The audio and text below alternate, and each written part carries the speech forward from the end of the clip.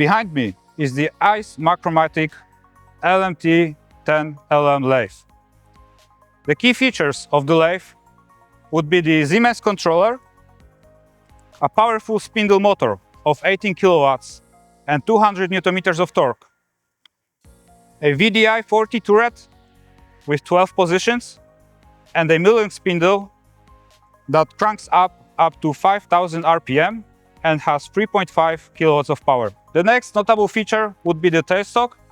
It has 400 millimeters of travel with hydraulically actuated quill that has a travel of 80 millimeters. The hydraulically operated chuck is 200 millimeters in diameter, and the maximum distance between centers of this lathe is 650 millimeters.